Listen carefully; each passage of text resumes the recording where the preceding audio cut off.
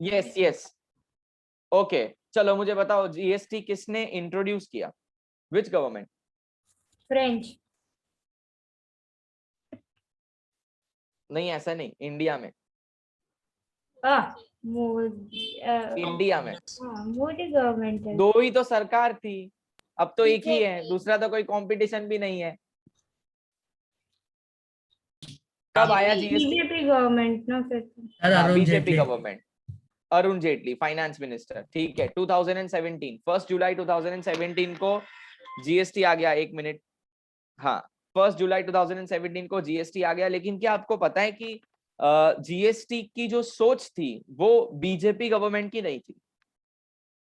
How many of you know this कि GST लाया गया है वो बराबर है, जीएसटी आया। कांग्रेस गवर्नमेंट લોકો વિચારતા कांग्रेस હતા गवर्नमेंट એવી તો ઘણી બધી સ્કીમ હતી કે જે કોંગ્રેસની હતી પણ પાસ બીજેપીએ વેરી કરી ગુડ। છે. कांग्रेस ने विचार्યું હતું, बट सिंस वो इम्प्लीमेंट नहीं हुआ तो बीजेपी गवर्नमेंट ने उन लोगों की सोच को थोड़ा मॉडिफाई करके इम्प्लीमेंट कर दिया। और अब आधे से ज्यादा लोग ऐसा समझ रहे हैं कि ये गवर्नमेंट ये लेके आई है। बराबर है, लेके तो वही आई है, लेकिन ये जो सोच है वो थोड़ी पुरानी है, कांग्रेस गवर्नमेंट की है। मैं क्यों ये बात कर रहा हूँ, क्योंकि आज का जो टॉपिक है ना वो भी आज बहुत चर्चे में है, लेकिन कांग्रेस गवर्नमेंट की नाकाबिलियत की वजह से वो पहले इतने चर्चे में नहीं आया। ये जो आज मैं एक्ट के बारे में आपको, छोटा सा एक्ट है, 2 पेज में खत्म हो जाएगा और उसके अंदर से सिर्फ 3 या 4 एमसीक्यू आएंगे, उससे ज्यादा एमसीक्यू एक्सपेक्टेड भी नहीं है क्योंकि थियरी है। 2006 में कांग्रेस गवर्नमेंट थी, 2006 में कांग्रेस गवर्नमेंट ने ये एक्ट इंट्रोड्यूस कर दिया। लेकिन जब आप कोई चीज इंट्रोड्यूस करते हो और एक बच्चा भी जब जन्म लेता है ना दुनिया में, तो इनिशियल मंथ्स, इनिशियल ईयर्स में हमको उसका केयर करना पड़ता है, छोड़ नहीं देते हम। बराबर है कि नहीं? कोई बच्चा अगर दुनिया में जन्म लेता है तो छोटा सा बच्चा है, उसका ध्यान रखना पड़ता है, वो क्या खाता है, क्या पीता है, कौन से एनवायरमेंट में रहता है। ये भी एक्ट एक छोटा बच्चा ही है, इसको आके छोड़ नहीं सकते हो तुम। 2006 में लेके आए लेकिन उसके बाद कुछ किया ही नहीं। अभी आज जो कर रही है वो बीजेपी गवर्नमेंट कर रही है। लॉकडाउन में मोदी जी आए थे, रात को 8 बजे एक शब्द बोला था, आत्मनिर्भर भारत। भाई व्रज, ये आरसीएम, ये आपने क्या पूछा है मुझे? जरा अनम्यूट करके बोलो तो। आरसीएम ये जीएसटी का पूछा है क्या कुछ? हाँ सर, रिवर्स चार्ज मैकेनिज्म। बेटा मेरा टेस्ट ले रहे हो क्या वहां पे बैठे बैठे? ऑफिस में कोई पूछ रहा है? सर को मालूम है कि नहीं ऐसा? સર એકચ્યુઅલી અત્યારે કોટન પરચેસમાં લાગ્યું છે એટલે મેં પૂછ્યું. મને હા, કન્ફ્યુઝન રિવર્સ હતું ચાર્જ એટલે મેકેનિઝમ કહેવાય। આપણે બેટા ભણ્યા છે એસવાય બીકોમ માં, તમને યાદ ના હોય તો। રિવર્સ ચાર્જ કહેવાય, બરાબર? એ લો માં એનું કોઈ કનેક્શન નથી। આપણે આ ડાઉટ લાસ્ટમાં સોલ્વ કરશું, રહેજે, બરાબર? અહીંયા ઓનલાइन જ રહેજે, ओके। हाँ, तो मैं क्या बोल रहा था, मैं भूल गया, मैं कहाँ पे था? यस, जय गाभा वाला फ्रॉम ओपी रोड। जरा मुझे थोड़ा याद दिला तो मैं क्या बोल रहा था? नहीं खबर सर। कान में डाला है ना आपने, सुनाई नहीं दे रहा? आत्मनिर्भर पर હતા सर। हाँ, आत्मनिर्भर पर। यस, आत्मनिर्भर। जैसे ये आत्मनिर्भर स्टेटमेंट आया उसके बाद मोदी जी ने जब बोला कि 15,000 करोड़ का पैकेज अनाउंस हो रहा है उन लोगों के लिए जो स्टार्टअप्स हैं, जो बिजनेस इनके खत्म हो गए हैं, छोटे लेवल पे थे, जाके बैंक में जाओ, आपको लोन मिल जाएगा।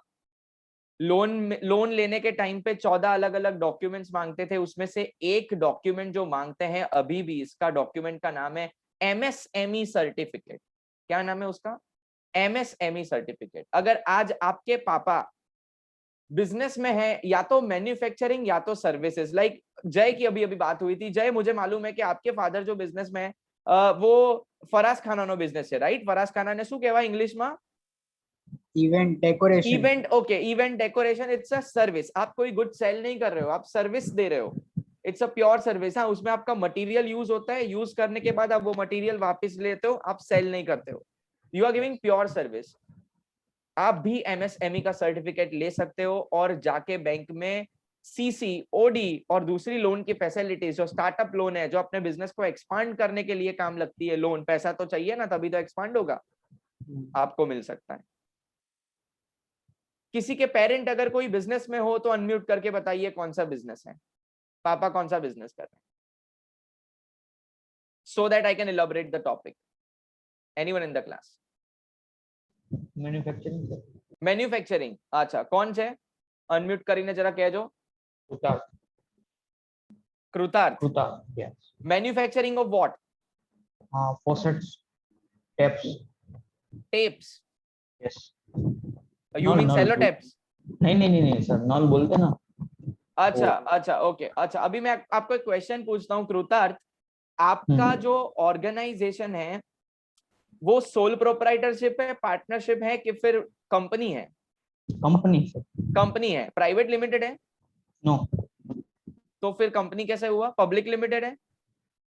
सर, मीन्स के सी पार्टनरशिप आपका, बोल। एक मिनट, पार्टनरशिप, आप सोच लो क्या है, क्या नाम है बिजनेस का, क्या है नाम? चेस्टा। ओके, बस इतना ही नाम है, एंड कंपनी ऐसा कुछ लिखा है पीछे? चेस्टा मेटल क्राफ्ट। तो ये शायद पार्टनरशिप हो सकता है या तो सोल प्रोप्राइटर हो सकता है। ठीक है, अब मुझे बताओ, ये आपकी जो कंपनी आप बोल रहे हो, ये आपका फर्म, उसके अंदर प्लांट एंड मशीनरी का इन्वेस्टमेंट कितना होगा अप्रोक्सीमेट? 1.5 करोड़। 1.5 करोड़, ओके। क्या वो 10 करोड़ से ज्यादा तो नहीं है ना? No. 10 करोड़ से ज्यादा? तो अगर आपका प्लांट एंड मशीनरी का इन्वेस्टमेंट 10 करोड़ से ज्यादा नहीं है ना, तो आप micro, small and medium enterprise में फॉल होंगे। Indirectly I am trying to tell कि जिन ऑर्गेनाइजेशन के अंदर प्लांट एंड मशीनरी का इन्वेस्टमेंट 10 करोड़ से ज्यादा हो जाता है, तो सरकार बोलती है कि आप एमएसएमई के अंदर आते ही नहीं हो, आप लार्ज एंटरप्राइज के अंदर आते हो, लार्ज।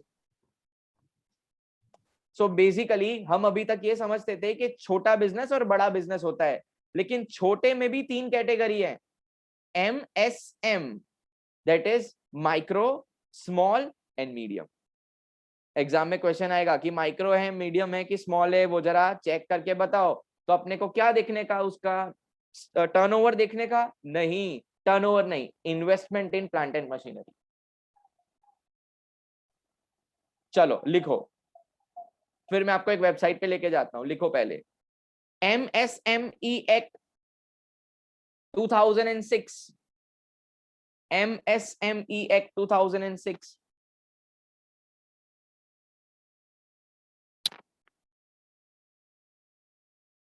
MSME act 2006। अब जैसा मैं लिख रहा हूं वैसा समरी बना दो, यहां से ही एग्जाम में क्वेश्चन आएगा। MSME जो है, इसमें ये जो ई है वो किसके लिए है? एंटरप्राइज के लिए, ठीक है। और 2 टाइप के एंटरप्राइजेस MSME के अंदर फॉल हो सकती, एक है मैन्युफैक्चरर्स, मैन्युफैक्चरिंग एंटरप्राइज लिखना,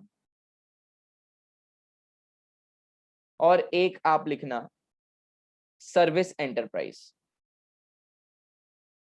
सर्विस एंटरप्राइज। अच्छा, किसी के फादर प्रोविजन स्टोर या ट्रेडिंग में कर किसी का लेन देन कर रहे हैं, मैन्युफैक्चरिंग नहीं, लेन देन, बाइंग एंड सेलिंग बोल रहा हूं मैं, गुड्स का बाइंग एंड सेलिंग। व्रज, अभी आप ऑफिस में बैठे हो, आपके फादर क्या करते हैं? व्रज जरा अनम्यूट करना, आपके घर में से क्या बिजनेस है? Sir cotton textile. Cotton textile, is it manufacturing or you are a supplier? Sir manufacturing. Okay, you are a manufacturer, ठीक है। So there are machines installed in your organisation, आपके पास वो है मशीनरी सब जहां से मैन्युफैक्चरिंग होता है, ठीक है। उसका जरा टोटल लगा देना, कितने करोड़ का है, और मुझे बताना फिर। जी, 60 करोड़। 60 करोड़। 60 करोड़। 60 करोड़ बहुत बड़ा बिजनेस है, ओके, बहुत अच्छे। तो आपका MSME के अंदर रजिस्ट्रेशन नहीं हो सकता है, because you are neither micro, neither medium, neither small, you are a large enterprise and you are not eligible for this certificate, you are out of this act। बराबर। चलो, मैन्युफैक्चरिंग एंटरप्राइज, सर्विस एंटरप्राइज, यहां पे आपको लिखना है micro, micro, medium and small, sorry micro, small and medium आएगा, micro, small and medium.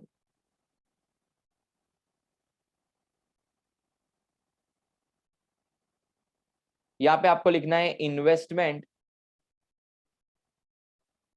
In plant and machinery, investment in plant and machinery up to 25 lakhs. Slab याद रखने पड़ेंगे exam में, यहां से ही क्वेश्चन आएगा 25 lakhs. यहां आपको लिखना है greater than 25 lakhs up to 5 crores.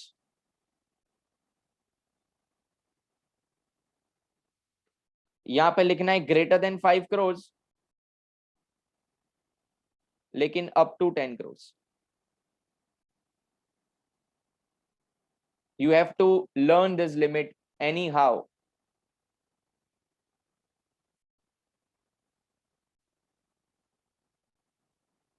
देखो इसका ऑब्जेक्टिव बहुत सिंपल है. सरकार उन लोगों को मदद करना चाहती है जो अभी भी अपने पैरों पर खड़े नहीं हुए. अगर तुम ऑलरेडी 60 करोड़ का इन्वेस्टमेंट लेके बैठे हो तो I would say you are not a startup. मैं आपको गैस करके बोल रहा हूँ व्रज, मैं मेरा गैस वर्क लगा रहा हूँ. आपका जो ये फर्म है या आपकी कंपनी है शायद उसको 15 से 20 साल हो गए होंगे. Vraj, unmute and tell me whether I am correct और रॉन्ग. Sorry sir. मैं आपको एक और बार पूछता हूँ ये सवाल कि क्या आपकी ये जो कंपनी है उसको 15-20 साल हो गए हैं कि नहीं? 51 years. कितना? 51 years. 51 years, मतलब 51 साल हो गए हैं. 51 years, how can it be a micro, how can it be a small? Time इतना सारा तुमने लिया है तो ऑब्वियसली ग्रोथ तुम्हारा होगा, तो आप इस कैटेगरी के अंदर फॉल नहीं होते हो. कहने का मतलब सिर्फ इतना है कि स्मॉल लोगों को हेल्प करने के लिए एक्ट बनाया गया है एमएसएमई, ठीक है, उसके अंदर क्लासिफाई होते हैं. पहले इसका इतना मैं बोल सकता हूँ वर्ड ऑफ माउथ नहीं था जितना आज है. आफ्टर आत्मनिर्भर, after make in India, okay, make in India and आत्मनिर्भर, ये दोनों ने बहुत ही एम्फसाइज किया है एमएसएमई को. चलो आगे लिखो. अब सर्विस एंटरप्राइज है, मुझे पहले इतना बताओ अनम्यूट करके कि सर्विस. जी बोलिए. બધાય વિડિયો ઓફ રાખ્યા છે, લેક્ચર જ એન્ડ કરી દો ને. વિડિયો ઓન નથી રાખવા તો લેક્ચરનો શું મતલબ? શું કરું હવે, મને જેટલા દેખાય છે ને જોઈને બોલું છું. ખબર પડતી હોય તો સારું છે. કે આ લોકોને કેટલી વખત કહેવાનું, હવે આ લોકો હવે આવતા વર્ષે છે પણ નહીં તોય આવું કરે છે યાર, એટલે થોડું અજીબ લાગે છે. કઈ વાંધો નહીં, ચલો વિડિયો ઓન રાખો કા તો એક્ઝિટ થઈ જાઓ, પોતે જ નીકળી જાઓ. हाँ जीत, अभी मैं आपसे क्वेश्चन करता हूँ बेटा कि मैन्युफैक्चरिंग इंडस्ट्री में प्लांट एंड मशीनरी का इंस्टॉलेशन ज्यादा होता है कि सर्विस सेक्टर के अंदर? सर मैन्युफैक्चरिंग इंडस्ट्री में વધારે હોય ને. Okay, so when you enter a manufacturing business तो आप देखोगे बहुत सारे मशीन इंस्टॉल्ड है, raw material, finish goods, work in progress सब चल रहा है, सब कन्वर्जन कन्वेयर बेल्ट पे गुड्स जा रहा है. ये सब आप ऑब्जर्व करते हो, दिमाग में सब आपको नजर आ रहा है. सर्विस सेक्टर के अंदर क्या क्या होता है? इंफ्रास्ट्रक्चर, मशीनरी क्या होती है उसके अंदर? सर ट्रांसपोर्टेशन मशीनरी વધારે હોય એમાં, like see here plant and बेटा plant and machinery means you know, आप अकाउंट्स पढ़ते हो तो प्लांट एंड मशीनरी की प्रॉपर डेफिनेशन के हिसाब से जो आना चाहिए ना, वो ट्रांसपोर्टेशन का व्हीकल बोल सकते हो. That is vehicle. Okay, that is a moving asset vehicle, that is not a plant and machinery. Okay चलो ठीक है, फिर भी हम मशीनरी उसके अंदर क्लासिफाई कर सकते हैं. तो ट्रक वगैरह आ गया, but computer systems, yes okay, that are also, but comparatively manufacturing में ज्यादा होगा machineries as compare to service. तो यहाँ पर जो सर्विस में लिमिट दी गई है वो ज्यादा होगी कि कम होगी? ઓછી હશે ને સર? वो ओછી हसे, बराबर है, वेरी गुड. चलो लखो हवे up to 10 lakhs.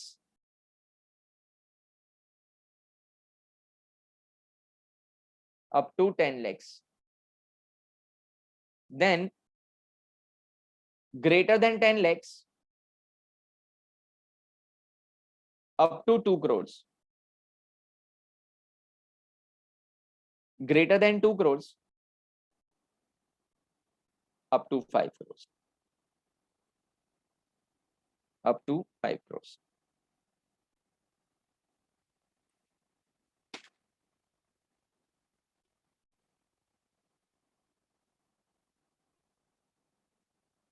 This is the most repeatedly asked question from this topic.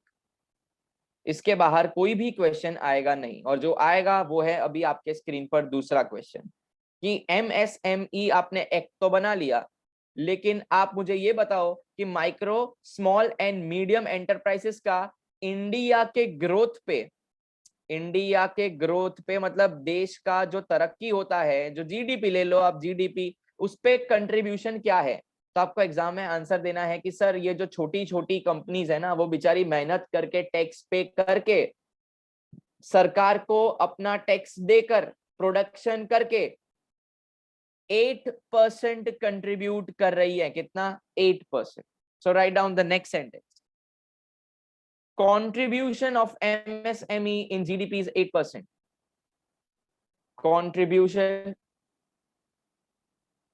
Contribution of MSME in GDP is 8%.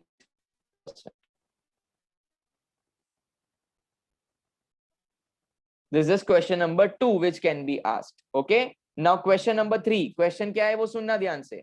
Question ये है कि जितना भी अपने देश में प्रोडक्शन होता है, मतलब आउटपुट जनरेट होता है, यू नो द बेसिक्स ना, इकोनॉमिक्स पढ़े हो आप। What do you mean by output? Demand satisfy करना, जो प्रोडक्ट बन के बाहर आता है, इट्स आउटपुट, प्रोडक्शन। तो कितना परसेंटेज है ओवरऑल? सो इसका आपको जवाब देना है कि सर इंडिया में जितना भी मैन्युफैक्चरिंग होता है उसमें से 45% of the output, it is almost half, 45% of the output is generated by such MSME. By such MSME. Getting my point? पहले 8% जीडीपी के बारे में, दूसरा आउटपुट के बारे में 45%। अभी एक और क्वेश्चन आएगा।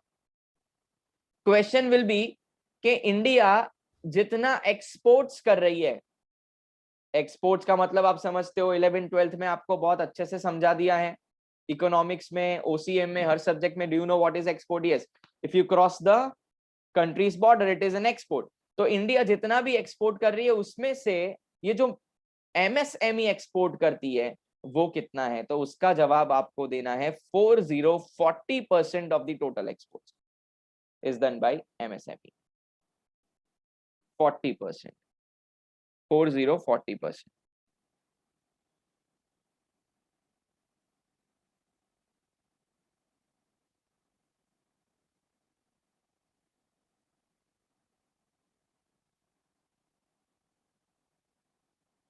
Okay, I can also expect one more question. Question number 5. What is the current contribution in GDP?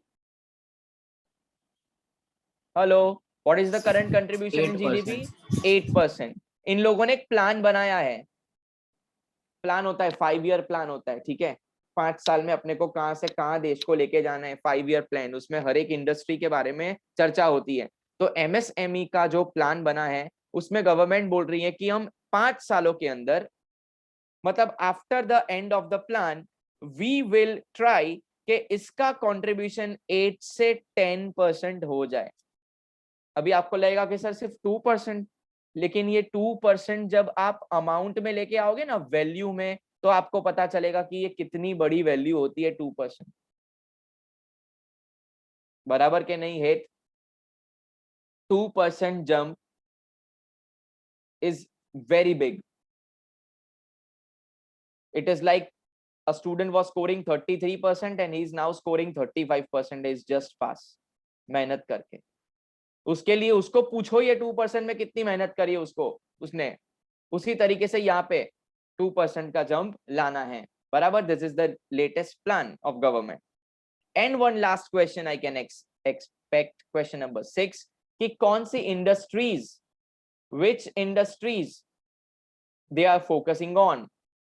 So basically it is khadi, village, and यहाँ पे लिखा हुआ है coir. Do you know what is coir industries? Guys, anyone know what is coir industry? COIR? No, sir. एक मिनट। Coir मतलब यहाँ पे लिखा हुआ है fibre from the outer husk of the coconut using in potting compost for making ropes and matting. अभी इसका मतलब ये हुआ, इसका मतलब क्या हुआ वो छोड़ो, मैं आपको सीधा फोटो ही दिखा देता हूँ। मतलब तो कहाँ आप समझोगे, मैं सीधा आपको स्क्रीन ही यहाँ पे दिखा रहा हूँ, देखो जरा। ये देखो, देखो जरा इधर देखो, स्क्रीन पे देखो जीत, दिस इज कॉइल. નાળિયેરને આપણે છોલીએ ને તો એના જે પેલા છૂછા નીકળે ને એ રસ્સી બનાવવામાં કામ લાગે, એ કોઇલ ઇન્ડસ્ટ્રી કહેવાય. એની પર ફોકસ છે કે એ ઇન્ડસ્ટ્રીને આપણે આગળ લઈ જવાની છે. That's it. MSME is over. अभी तो कॉलेज में चालू भी नहीं किया है, लेकिन Sir. मैंने फिर भी करवा दिया है. बोलिए. સર આની પ્રીવિયસ સ્લાઇડ કરો ને, એક મિનિટ. હમણાં જે તમે ક્વેશ્ચન હા. નંબર 5 વાળી. करूँ करूँ एक मिनट.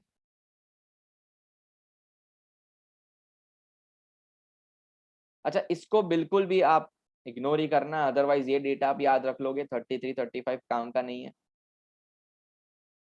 8% कंट्रीब्यूशन करंट है, फ्यूचर में 10% पे लेके जाना है. देखते हैं अभी कितना होगा.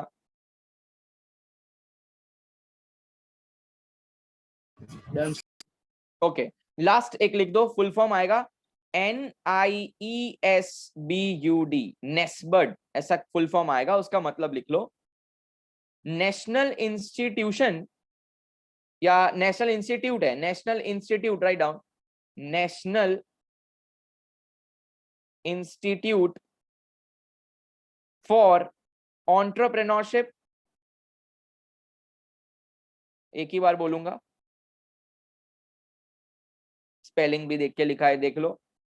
And small business development. तो you can see this is small business development, national institute of, ये जो लिखा है.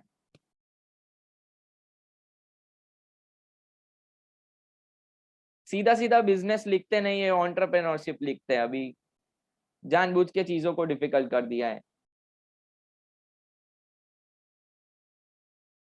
बस इतना ही है, इससे ज्यादा नहीं है कुछ भी सिलेबस में. खत्म.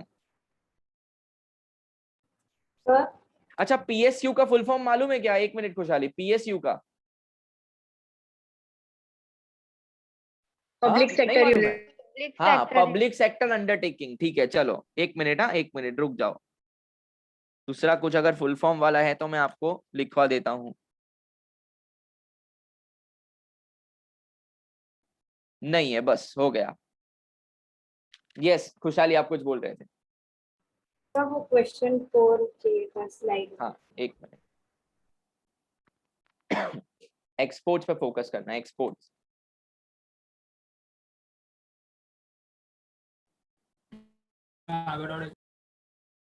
क्वेश्चन 3 भी दिखा.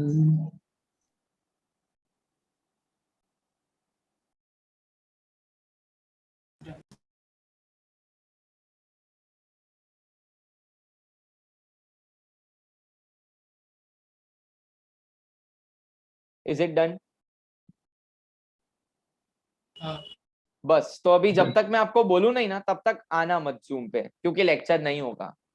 बराबर है. अब अपना एक जो वीक में है ना स्केड्यूल में एक दिख रहा है ना, वो मैं बोलूंगा है कि नहीं, क्योंकि तब लॉ तो खत्म हो गया, तब इंश्योरेंस देखते हैं स्टार्ट कर सकते हैं कि नहीं. Otherwise you will get the video lectures of insurance.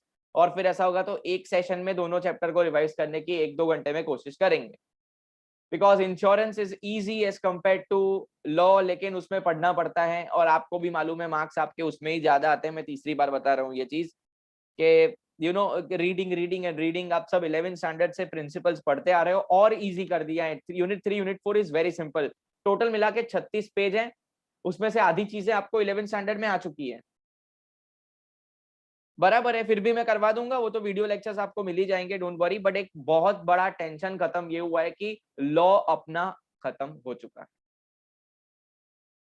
अब इन लोगों को जो भी यूनिट रखने हैं रखें, अपने एंड से सब हो गया.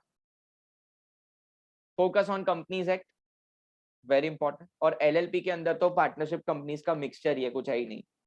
जो इंपॉर्टेंट प्रोविजन थे वो हमने कर दिए, बस. Okay, that's it for the day. जब भी होगा सेशन मैं आपको मैसेज कर दूंगा. बराबर. Take care. Bye bye. Bye, sir. Bye, bye sir. Bye Bye, sir. Bye. Right,